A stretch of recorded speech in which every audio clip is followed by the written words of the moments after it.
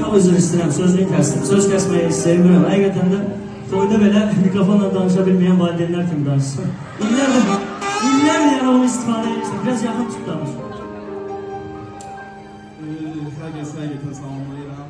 Bugün mənim üçün çox önemli iki bir günün çok heyecanlı müziğini karşılamayı.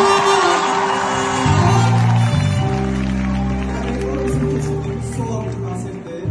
Ama size bunu demək istəyirəm ki, bundan sonra hayatımda solo keçirmək istəmirəm. Zəhmət olmasa gel yanıma. Gel.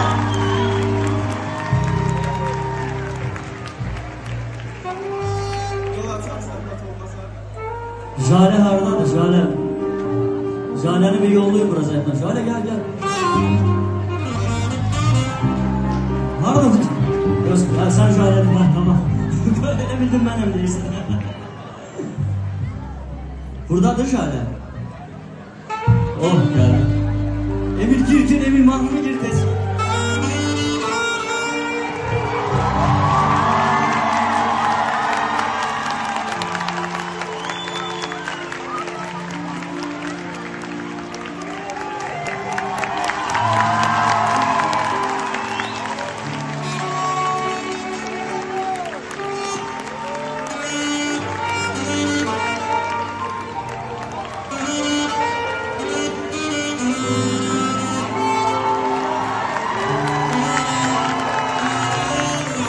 Xoşbəxt olun.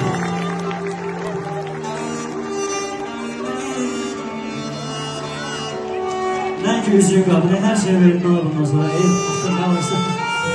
Təbrik edirəm sana. Təbrik edirəm. Xoşbəxt olun. İndi isə qudaları rəqsə dəvət edirik. Qaçın. Başqa bir əmək istəyən yoxdur?